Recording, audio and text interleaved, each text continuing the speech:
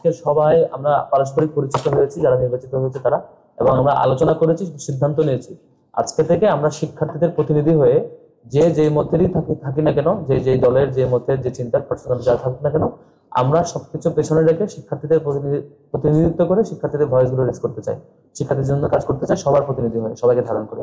সেই জায়গাটাতে আমরা একমত হয়েছি। আমরা একই সাথে আহ আহ সিদ্ধান্ত নিয়েছি আমরা শর্ট টাইমের মধ্যে এক্সিকিউটিভ প্ল্যান গুলো গ্রহণ করবো প্রত্যেকটা বিভাগ এবং যারা নির্বাচিত প্রতিনিধি তাদের 12 মাসে কি কি কাজ হতে পারে, কোন উইকে কি কি কাজ হতে পারে, টোটাল প্ল্যানটা আমরা শর্ট টাইমের মধ্যে করে আমরা কাজে নেমে পড়বো ইনশাল্লাহ। তারপরে নির্বাচিত প্রতিনিধিদের পক্ষ থেকে সিনেটে 5 জন সদস্য পাঠানোর ব্যাপারে আমরা আলাপ করেছি এবং আমাদের যে সিদ্ধান্ত হয়েছে সেটি গেজেট আকারে আপনারা পেয়ে যাবেন ইনশাল্লাহ। নামগুলো গেজেট আকারে দিতে চাই।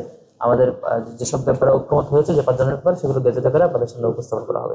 বিশ্ববিদ্যালয়ের যিনি ভিসি এবং ডাকসুর যিনি উপাচার্য, ডাকসুর যিনি সভাপতি, বিশ্ববিদ্যালয়ের ভিসি, তিনি আমাদেরকে ফুল দিয়ে ওয়েলকাম করেছেন এবং সবাইকে শুভেচ্ছা জানিয়েছেন। আমাদের পক্ষ থেকেও আমরা ওনাকে ফুল দিয়ে শুভেচ্ছা জানিয়েছি এবং ওয়েলকাম করেছি প্রোগ্রামের শুরুতে। গঠনতান্ত্রিক নিয়ম অনুযায়ী পারস্পরিক পরিচিতি সভা এবং কার্যক্রম সূচনার যে জায়গা সেটি আমরা শুরু করেছি।